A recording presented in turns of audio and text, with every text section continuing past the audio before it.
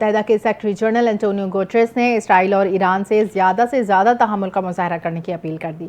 Antonio Guterres نے مشرق وسطیٰ میں تازہ کشیدگی کے پیش نظر اسرائیل اور ایران دونوں پر زور دیا کہ وہ زیادہ سے زیادہ تحمل کا مظاہرہ کریں۔ اقوام متحدہ کے ترجمان کی جانب سے جاری کردہ بیان میں کہا گیا کہ گوٹریس نے مشرقی وسطیٰ میں کسی بھی قسم کی فوجی کشیدگی کی شدید مذمت کی ہے۔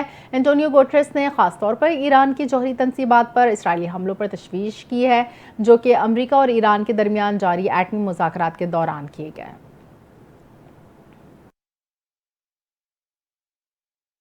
امریکی صدر ڈونلڈ ٹرمپ نے کہا کہ میں ایران پر حملوں کے بارے میں پہلے سے آگاہ تھا، اس بات کا یقین دلاتا ہوں کہ امریکہ اس میں ملوث نہیں، تاہم ضرورت پڑنے پر اسرائیل کے دفاع میں مدد فراہم کریں گے۔ امریکی میڈیا سے گفتگو میں ڈونلڈ ٹرمپ نے کہا کہ امریکی فوج نے آپریشن میں کوئی کردار ادا نہیں کیا۔ امید ہے کہ ایران اپنے جوہری پروگرام کو روکنے کے لیے امریکہ کے ساتھ مذاکرات جاری رکھے گا۔ انہوں نے کہا کہ ایران کے پاس جوہری بم نہیں ہو سکتا اور ہم مذاکرات کی میز پر واپس آنے کی امید کر رہے ہیں۔ امریکہ نے تصدیق کی ہے کہ حملے میں متعدد ایرانی رہنما ہلاک ہوئے۔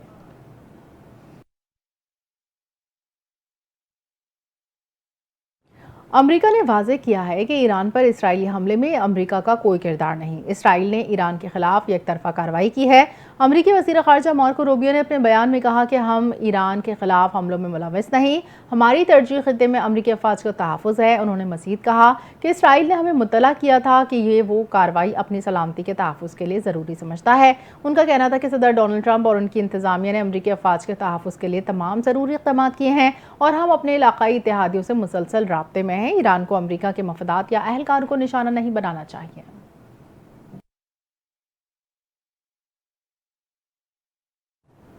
سابق وزیر خارجہ اور چیئرمین پاکستان پیپلز پارٹی بلاول بھٹو زرداری نے کہا ہے کہ بھارت نے دہشت گردی کا بہانہ بنا کر پاکستان پر حملہ کیا۔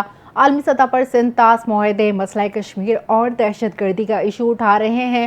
پاکستان امن کا خواہاں، یورپ GSP+ جاری رکھے اور بھارتی جارحیت روکے۔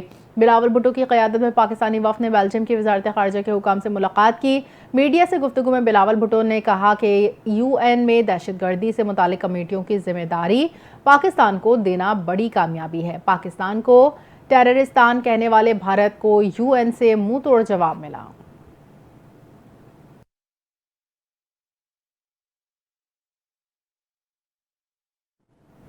آئندہ مالی سال کے لیے سندھ کا بجٹ آج پیش کیا جائے گا۔ NTN نیوز نے سندھ کے بجٹ کے دستاویزات ذرائع سے حاصل کر لیے۔ صوبہ سندھ کا 3500 ارب روپے سے زائد کا بجٹ آج پیش ہوگا۔ نئے بجٹ میں ترقیاتی منصوبوں کے لیے 1000 ارب روپے، تعلیم کے لیے 700 ارب، صحت کے لیے 450 ارب مختص ہیں۔ لوکل گورنمنٹ کے لیے 425 ارب، امن و امان کے لیے 250 ارب روپے رکھنے کی تجویز ہے۔ بجٹ میں ٹرانسپورٹ کے لیے 70 ارب، زراعت کے لیے 65 ارب، توانائی کے لیے 85 ارب، آبپاشی کے لیے 100 ارب روپے، ورکس اینڈ سروسز کے لیے 90 ارب روپے مختص کرنے کی تجویز۔ نئے بجٹ میں غیر ترقیاتی اخراجات کی مد میں 20 کھرب روپے مختص کرنے کی تجویز۔ سرکاری ملازمین کی تنخواہوں میں 10 سے 12% اضافے کی تجویز۔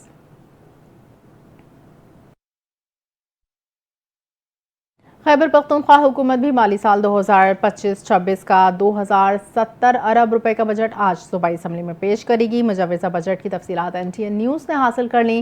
سالانہ ترقیاتی پروگرام کے لیے 195 ارب روپے مختص کرنے کی تجویز۔ سرکاری ملازمین کی تنخواہوں میں 10% اور پینشن میں 7% اضافے کا امکان۔ بجٹ میں لوکل گورنمنٹ کے لیے 45 ارب روپے مختص کیے جائیں گے۔ ضمشدہ اضلاع کے ADP کے لیے 33 ارب روپے رکھنے کی تجویز۔ اینول ایکسلریٹڈ پروگرام کے لیے 50 ارب روپے مختص کیے جائیں گے۔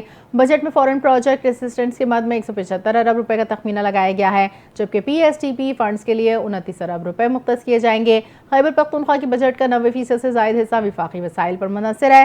NFC ایوارڈ کے تحت 1148 ارب روپے، نیٹ ہائیڈل پروفٹ کی مد میں 108 ارب، آئل و گیس رائلٹی سے 55 ارب اور وار آن ٹیرر کے تحت 138 ارب روپے مختص کیے جائیں گے۔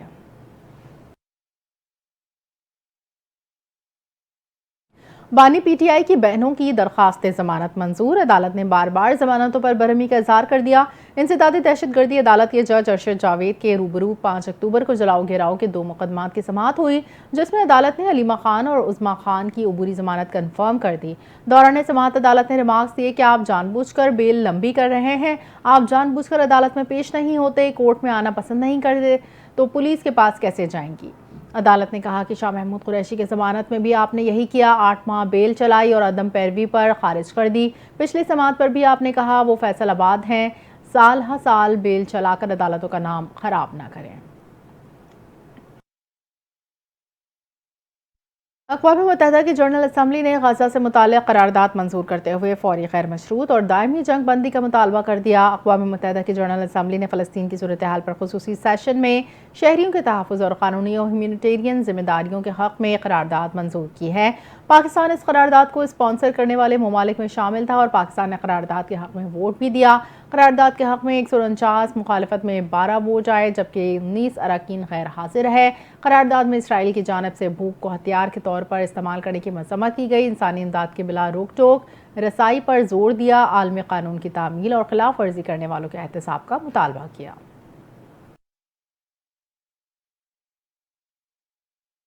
ایئر انڈیا کی لندن جانے والی پرواز کے المناک حادثے سے متعلق امریکی نشریاتی ادارے CNN کی ابتدائی رپورٹ میں ہوشربا انکشاف سامنے آ گئے۔ رپورٹ کے مطابق بوئنگ 787 ڈریم لائنز طیارہ ٹیک آف کے محض دوسرے منٹ میں ہی ایک درخت سے ٹکرا کر نیچے آ گرا۔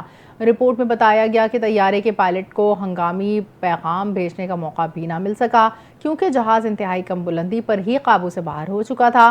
طیارہ دوپہر 1:38 پر سردار ولبھ بھائی پٹیل ایئرپورٹ احمد آباد سے فضا میں بلند ہوا تھا۔ ایویشن ٹریکر فلائٹ رڈار 24 کے مطابق ٹیک آف کے 1 منٹ بعد طیارہ جب تقریباً 625 فٹ کی بلندی پر تھا تو اس کا رابطہ ایئر ٹریفک کنٹرول سے منقطع ہو گیا۔ کچھ ہی لمحوں بعد یہ رہائشی علاقے میگھانی نگر میں گر کر تباہ ہو گیا۔ بوئنگ کمپنی نے مختصر بیان میں کہا کہ وہ صورتحال سے باخبر ہے اور تحقیقات میں مکمل تعاون کرے گی۔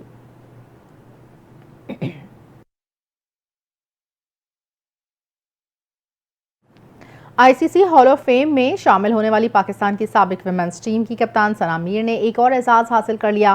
لارڈز میں کھیلے جا رہے ورلڈ ٹیسٹ چیمپئن شپ فائنل کے دوران روایتی گھنٹی بجا کر کھیل کا آغاز کروایا۔ وہ یہ اعزاز حاصل کرنے والی پہلی پاکستانی ویمن کرکٹر بنی۔ ورلڈ ٹیسٹ چیمپئن شپ کا فائنل لارڈز کے تاریخی کرکٹ گراؤنڈ پر آسٹریلیا اور جنوبی افریقہ کے درمیان جاری ہے، جو دلچسپ مرحلے میں داخل ہو چکا۔ حال ہی میں ثنا میر کو ICC ہال آف فیم میں بھی شامل کیا گیا تھا۔ وہ ہال آف فیم میں شامل ہونے والی پاکستان کی پہلی خاتون کرکٹر بنی تھی۔